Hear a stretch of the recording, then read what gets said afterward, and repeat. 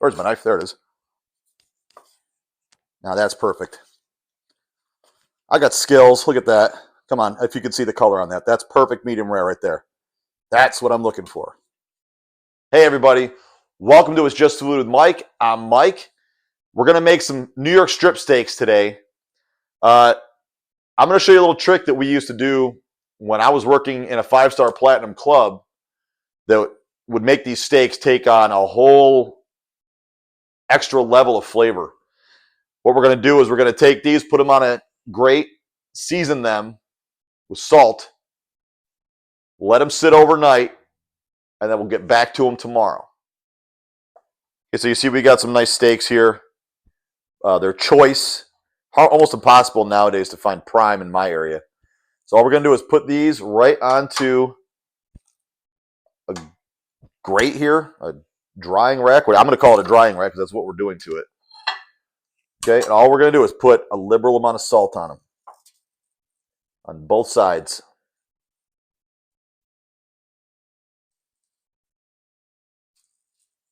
What this does is draws out moisture, and then as it reabsorbs back into the steak over time, it'll draw that moisture deep into the steak itself, and it'll make it extremely moist and tender.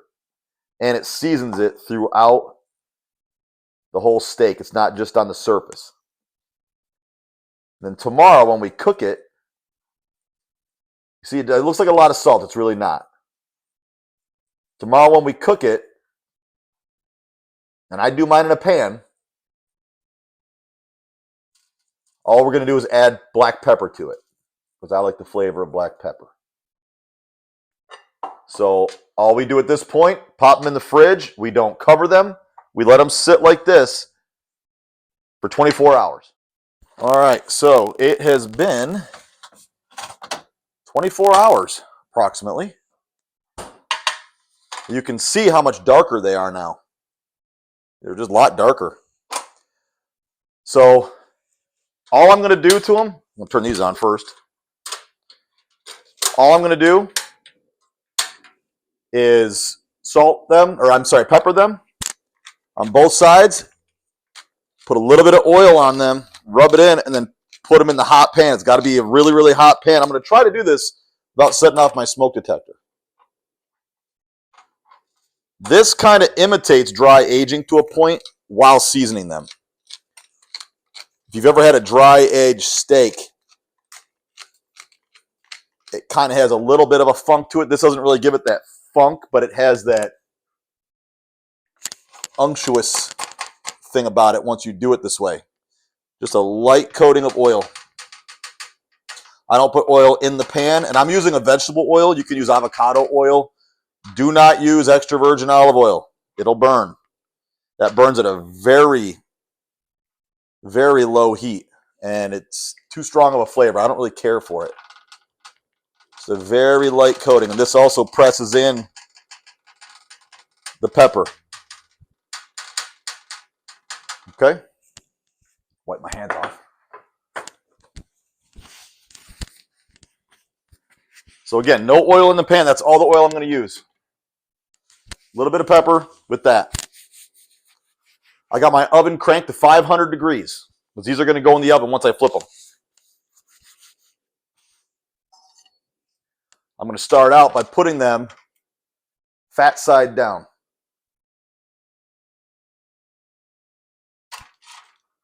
And hope that they stay standing up. Sometimes that's the hard part. I want to render a little bit of that fat off the top, because that also makes for good. This pan gets hotter quicker.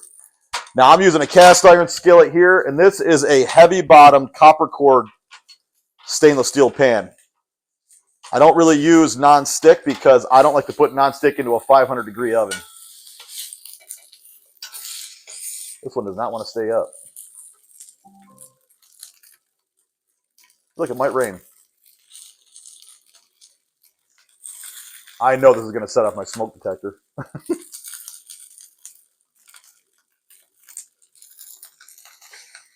All right, this one wants to lay down. We'll lay those ones down. We want good contact with the pan. Okay.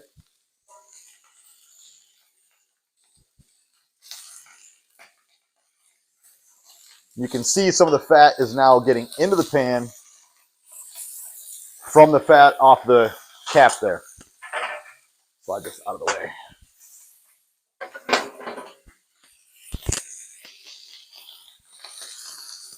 While these are going, I'm just going to crack a couple cloves of garlic with the skin on, just to open them up. I'm going to put one of those into each pan before it goes in the oven, with a little bit of time.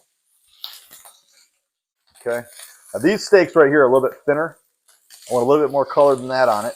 You can see these over here are thicker for some reason. They're the same weight somehow, but these are a little bit thicker than these ones over here. At least, especially this one. This one's really thin. Don't know why, but you will notice. You see how the fat that came off of that cap? That's what I'm looking for, because that's my cooking medium. I don't need extra oil on this thing. Just that little bit. You can see in this pan the glistening. That's all coating. A heavy bottom pan is essential. Okay. That's the color we're looking for right there. That's the crust. And again, we don't move these in the pan until they're ready to go. They will release on their own. Don't worry about getting non-stick. The non-stick, again, I don't like to use non-stick for steaks. I'm going to cook these to about medium rare. This one's going in the oven right now.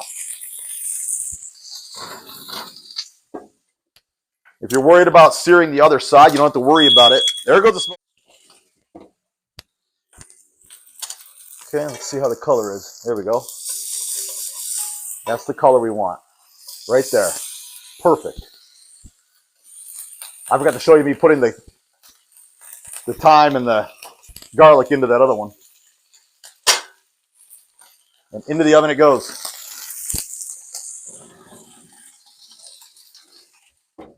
I'm going to keep it in there. There it goes again. All right. Now these, yeah, I'd say that's about where I like it. In the meantime, well, while I'm doing this, I got to let them rest for at least 7 to 10 minutes. I cover them with foil and I just leave them. If I couldn't do it right now, it's like if you flex your arms and you get your bicep real hard. That's what's happened to these right now. When they cook, they tighten up and it pushes all the liquid out towards the edge, toward the edges and out of the cells.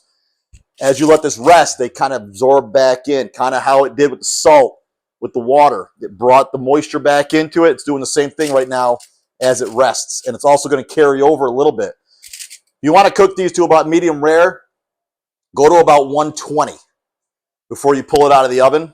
If you have an internal temperature, you can certainly use a probe if you want. A lot of people do that. I have nothing against that. Get to 120, bring it out, set it on something, cover it in foil real tight. This isn't super tight because I've already got them kind of where I want them. And then by the time you're ready to cut into it, it'll be up to the temp you want it at. Start with our fondant potatoes. If you want to see how to make these, leave a comment. Let me know you want to see them. Get that out of there. You don't want to be there. 3 on each plate. We got 4 people eating, so I made 12 of them. Very easy to make. If you want to learn, again, just leave a comment. Say you want to learn how to make fondant potatoes. Very glamorous looking food, huh? Okay, now we cut the steaks. I like to slice my steaks ahead of time. So I will start with this one first. I don't need that. Where's my knife? There it is. Now that's perfect. I got skills. Look at that. Come on, if you can see the color on that. That's perfect medium rare right there. That's what I'm looking for. Skills. It's really just practice. Okay. Over here we go. Onto the plate. Okay. I got my buttered peas. I'll show you one plate. You don't have to watch me plate them all. Buttered peas go in the back. Then I've got my chimichurri sauce. If you want to see how to make this, watch my next video. And I don't put it right on the meat. I put it off to the side. We worked hard to get that crust on that meat. I don't want to ruin it by covering it up. So there we go. Medium rare steak, strip steak, fondant potatoes, buttered peas, and chimichurri sauce. So that's how I do my steaks. And I hope you try this method. That salting the 24 hours before and letting it sit on a rack. It imparts all the flavor into the meat, and it actually tenderizes it a little bit for some reason. I don't understand why that would work, but it tends to do that. I think it's just because it's introducing that moisture back into the steak before you cook it. So give this a shot. Let me know what you think of it. If you like the episode, give it a thumbs up.